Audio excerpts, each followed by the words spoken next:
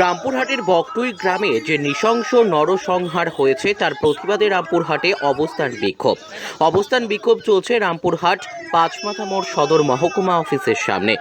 বকটুই অগ্নিকাণ্ডের প্রতিবাদে ভারতীয় জনতা পার্টির পক্ষ থেকে রামপুরহাটে বিক্ষোভ কর্মসূচিতে বক্তব্য রাখলেন রাজ্যের বিরোধী দলনেতা মাননীয় শুভেন্দু অধিকারী মহাশয়। মমতা ব্যানার্জি সরকারের সমালোচনা করে, সিবিআই তদন্তের মধ্যে দিয়ে সঠিক তথ্য বেরিয়ে আসবে, আরও অনেক কিছু বলেন। এদিন বিজেপির প্রাক্তন সভাপতি দুধকুমার মণ্ডলকে বিক্ষোভ সমাবেশে হাজির থাকতে দেখা যায় প্ল্যাকার্ড হাতে। সামনের সারিতেই ছিলেন তিনি। এছাড়াও উপস্থিত রয়েছেন বীরভূম জেলা সভাপতি ধ্রুব সাহা, মফিজা বিবি সহ বিজেপির নেতৃত্বে ও স্থানীয় নেতৃত্ববৃন্দ। আগামীকাল অবধি এই অবস্থান বিক্ষোভ সমাবেশ চলবে বলে জানিয়েছেন বিজেপির নেতৃত্ববৃন্দ।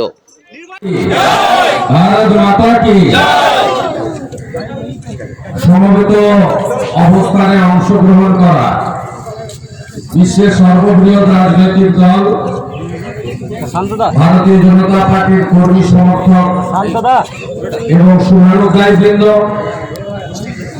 এবং দীর্ঘদিন পরে বীরভূম জেলায় গণতন্ত্রের কিছুটা নিঃশ্বাস নিতে পাওয়া জাতীয়তাবাদী সর্বস্তরের বন্ধুগণকে প্রথমেই আমি গৈরিক অভিনন্দন জ্ঞাপন করি। আপনারা জানেন যে আমাদের এই অবস্থান কর্মসূচি জেলা সভাপতি আগেই ঘোষণা করেছিলেন যে সিবিআই তদন্তের দাবিতে এক সপ্তাহ জুড়ে আমরা অবস্থান করব। আজকে তার সূচনা হবে, কিন্তু আমরা প্রথমেই আমাদের সংবিধানের একটা বড় পিলার বিচার ব্যবস্থা, সেই বিচার ব্যবস্থার প্রতি নতমস্তকে প্রণাম নিবেদন করি, কৃতজ্ঞতা জ্ঞাপন করি যে তারা সিবিআই তদন্তের নির্দেশ দিয়েছেন। সিবিআই গতকাল সন্ধ্যাবেলায় এফআইআর স্টার্ট করেছে এবং সিবিআই তার নিজস্ব পদ্ধতি রীতি অনুযায়ী এই ঘটনার পূর্ণাঙ্গ তদন্তের কাজে নেমেছে। তাই আমাদের অবস্থান কর্মসূচিকে আমরা আগামীকাল শেষ করব, দুদিনের করব। এই অবস্থান কর্মসূচিতে আমাদের সিবিআই তদন্তের দাবি আর থাকছে না, যেহেতু মহামান্য আদালত পূরণ করেছে। কিন্তু আমাদের দুটো দাবি এখানে থাকবে। একটা হচ্ছে পুরো ঘটনার জন্য যিনি দায়ী, এই রাজ্যের অপদার্থ পুলিশ মন্ত্রী মমতা ব্যানার্জি, তাকে পুলিশের দপ্তর ছাড়তে হবে, তাকে পদত্যাগ করতে হবে। এটা আমাদের 1 নম্বর দাবি। আর 2 নম্বর দাবি হচ্ছে গোটা বীরভূম জুড়ে বছরের পর বছর ধরে যে খুন, সন্ত্রাস এবং লুটের রাজনীতি যারা করছেন তাদেরকে কঠিনতম শাস্তি দিতে হবে। এই দাবিতে আমাদের এই অবস্থান 48 ঘন্টা ব্যাপী চলবে। এই অবস্থানের ব্যবস্থাপক আয়োজক এই সাংগঠনিক জেলার দলের সভাপতি ধ্রুব সাহা সহ তার পুরো টিম, যুব মোর্চা, মহিলা মোর্চা, কিষাণ মোর্চা, এসসি মোর্চা, ওবিসি মোর্চা, এসটি মোর্চা, মাইনরিটি মোর্চা সঙ্গে এসেছেন আপনাদের সাথে সঙ্গ দেওয়ার জন্য। শিরোপাদিরা, শিক্ষাদিরা, ভারতীয়রা গেছিলেন কোথায় শুনে রাখুন। এখানে মমতা ব্যানার্জি মুখ্যমন্ত্রী যেদিন আসেন তার আগের দিন আমরা এসেছিলাম প্রায় 50 জন বিধায়ক। ওই দিন সন্ধ্যাবেলায় যখন আমরা বীরভূম ত্যাগ করছি, সেই সময় আমাদের কাছে একটা মর্মান্তিক ছবি এলো। ইলাম বাজারের একজন 22 বছরের যুবতী, একজন স্বাস্থ্যকর্মী, তার নাম শ্রাবণী মণ্ডল, তাকে ধর্ষণ করে খুন করে ফেলে রাখা হয়েছে। সেই মর্মান্তিক ছবি গোটা ভারতবর্ষ জুড়ে ছড়িয়ে পড়েছে। তাদের বাড়িতে আজকে আমাদের বিধায়িকারা, ডক্টর সেল এবং এই জেলার বিধায়করা তারা গেছিলেন। তাদের পরিবারের পাশে থেকে আমরা ভারতীয় জনতা পার্টি এই পশ্চিমবঙ্গে যে লাগাতার এই অবস্থা চলছে আইন শৃঙ্খলা, তার বিরুদ্ধে প্রতিবাদ করার জন্য বিধায়করা তাদের বাড়ি পর্যবেক্ষণ করে তাদের পাশে থাকার বার্তা দিয়েছেন। আপনারা জানেন যে গত 21শে মার্চ যে ঘটনা ঘটেছে, এই ঘটনা আজকে শুধু বাংলার মধ্যে সীমাবদ্ধ নেই, ভারতবর্ষের মধ্যে সীমাবদ্ধ নেই, গোটা পৃথিবী জুড়ে আলোচিত হচ্ছে যে একটা গ্রামে এইভাবে কুপিয়ে খুন করে তারপরে শিকল তুলে পেট্রোল ছড়িয়ে যেভাবে জীবন্ত মানুষগুলো যারা সাধারণত নিরীহ মহিলা এবং শিশু তাদেরকে যেভাবে পুড়িয়ে মারা হয়েছে, আজকে তার লজ্জা রাখার জায়গা নেই। আপনারা জানেন যে পশ্চিমবঙ্গে গত 8-10 দিনের মধ্যে পশ্চিমবঙ্গে আজকে মালদার কালিয়াচকে একটা বিস্ফোরণে 4 বছরের শিশু পর্যন্ত মারা গেছে। গোটা পশ্চিমবঙ্গকে বোমা বারুদ বন্দুক, গোটা পশ্চিমবঙ্গকে সন্ত্রাসের আতুর ঘরে এই মমতা ব্যানার্জির নেতৃত্বে তৃণমূল কংগ্রেস, যাকে আমি তোলামূল পার্টি বলি, এই তোলামূল পার্টি এই রাজ্যের আইন শৃঙ্খলাকে একেবারে তলানিতে নিয়ে নামিয়ে দিয়েছে। আপনারা শুনলে আশ্চর্য হয়ে যাবেন, 11 সাল থেকে মমতা ব্যানার্জি মুখ্যমন্ত্রী, সেদিন থেকে তিনি পুলিশ মন্ত্রী। একদিনও বিধানসভায় স্বরাষ্ট্র দপ্তরের প্রশ্ন উত্তরে তিনি অংশগ্রহণ করেননি। বিধানসভায় বিধায়কদের আইন শৃঙ্খলা জড়িত প্রথম আলোচনা তিনি করেছেন। আলোচনা করতে গিয়ে তিনি পশ্চিমবাংলার আইন শৃঙ্খলার কথা, পুলিশের নিরপেক্ষতার কথা, বাংলাকে কি করে বাঁচানো যাবে, কি করে বাংলাকে আরো সুরক্ষিত করা যাবে তার কথা বলেননি। মোদীজিকে আক্রমণ, বিজেপিকে আক্রমণ, নাড্ডাজিকে আক্রমণ, বিরোধী দল বিজেপিকে, আমাদের বিধায়কদের, বিরোধী দলনেতাকে পার্সোনাল আক্রমণ করতে তার বরাদ্দ 30 মিনিট তিনি খরচ করেছেন।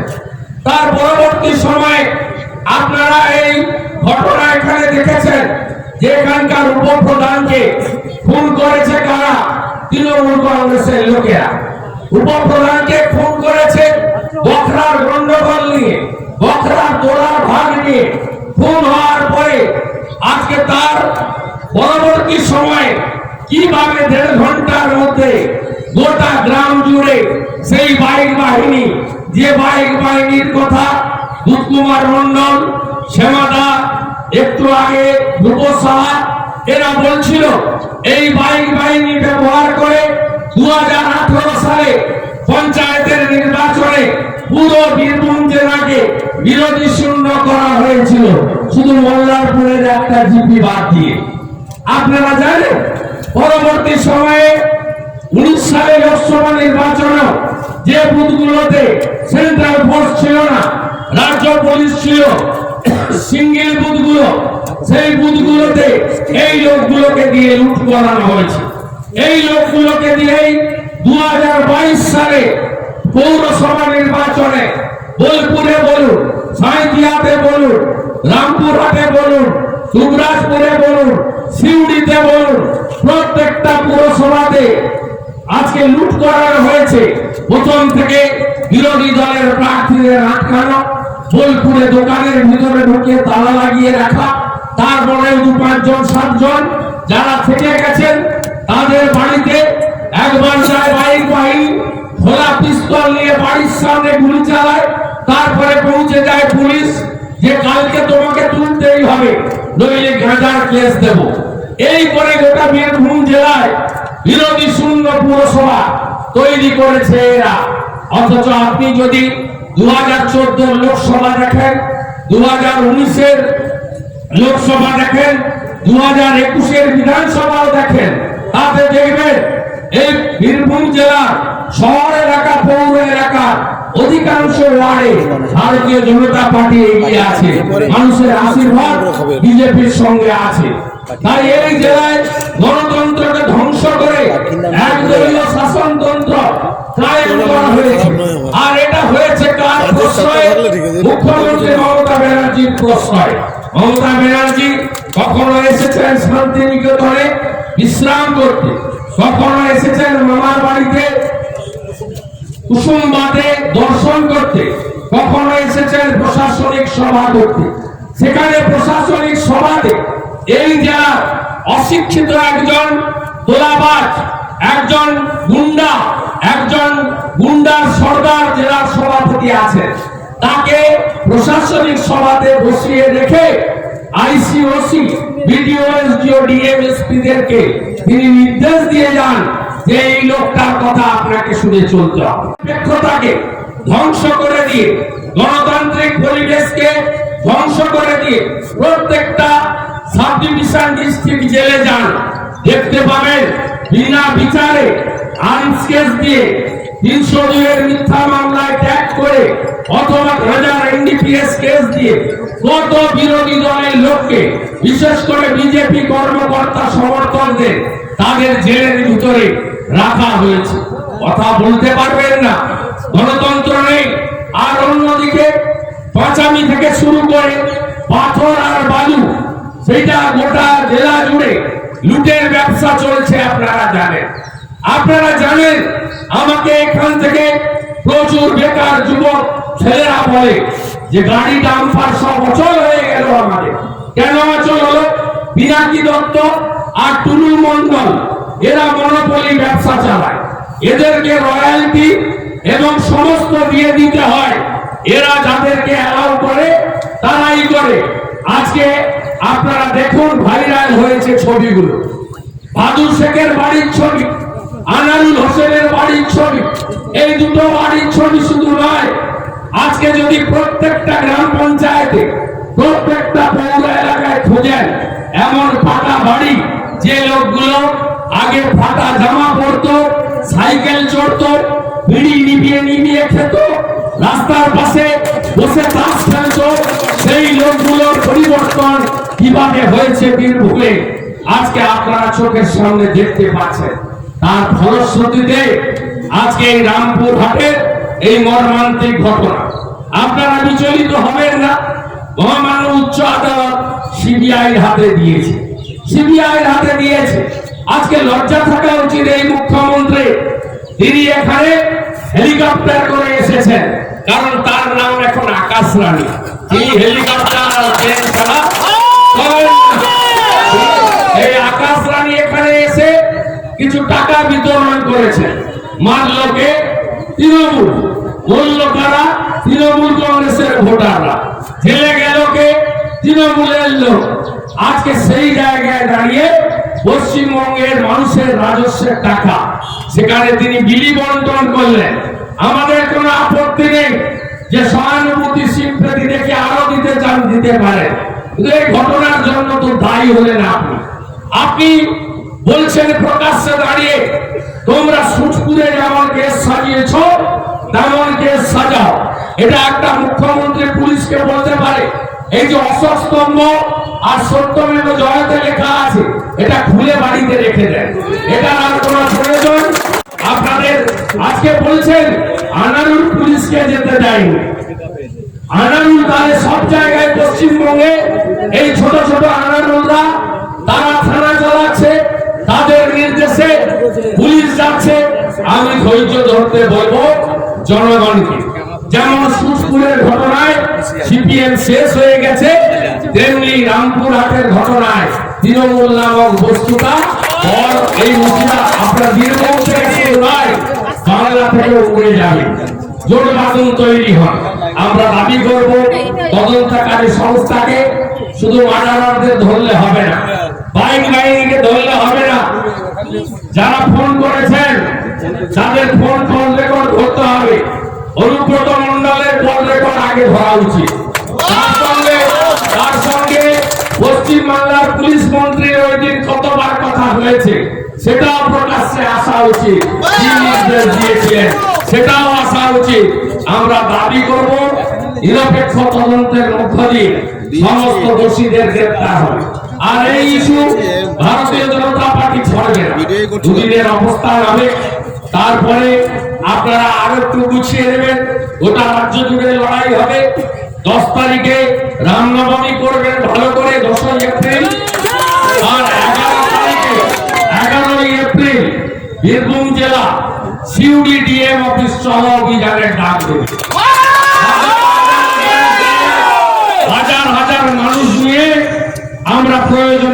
প্রশাসকের দপ্তর অভিযান আইন অমান্য কর্মসূচি করব এবং বীরভূম জেলায় এই সন্ত্রাস, এই গণতন্ত্র হত্যা আর এই তোলার রাজনীতি, রাহাজানির রাজনীতি, বিরোধী কণ্ঠস্বরকে রুদ্ধ করার রাজনীতি চিরতরে আমরা খতম করব। এই জেলা আমাদের মাঠ তারাপীঠের জেলা। এই জেলা রবীন্দ্রনাথ ঠাকুর শহর। এই জেলায় নোবেল পুরস্কার পাওয়া মানুষদের কর্মভূমি। এই জেলা প্রাক্তন রাষ্ট্রপতি দিয়েছেন। এই জেলার সুনাম যারা নষ্ট করেছে তাদের বিরুদ্ধে বিজেপির লড়াই চলছে, চলবে। সবাই ভালো থাকবেন। ভারত মাতা কি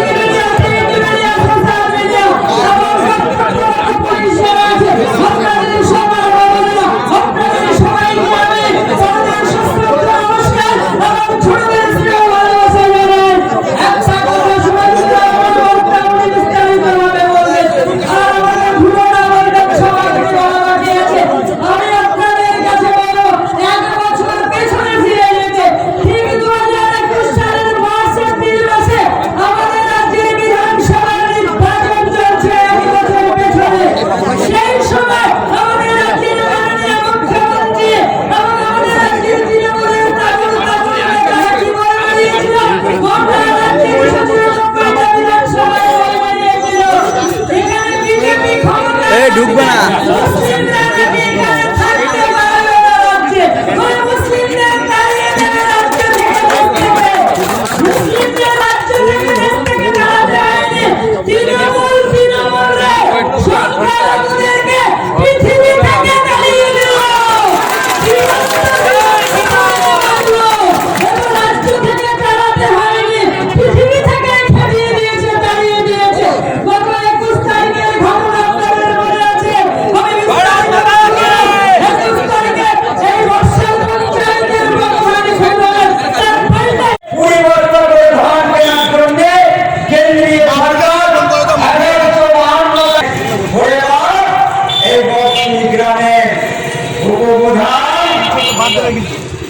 তিনি খুন হয়েছেন তার কারণ হচ্ছে ভাগবত এটা সূচনা হলো। তাই বক্তব্য আমি দীর্ঘায়িত না করে আমি শুধু এটুকু বলবো, আবার সেই পূর্বের কথায় চলে যায়। চোর ছাড়া শুরু হয়েছে। খুব শিগগিরই শুনে রাখুন এই বীরভূমের সূচনা এবং বীরভূম তথা পশ্চিম বাংলার মানুষ এই সরকারকে অবিলম্বে বিচারিত করতে বঙ্গোপসাগরের জলে তাই শেষে একটি সকলকে গভীর অভিনন্দন আমি আমার থেকে রামপুরহাট থেকে কাজী আমিরুল ইসলামের রিপোর্ট, এস নিউজ বাংলা।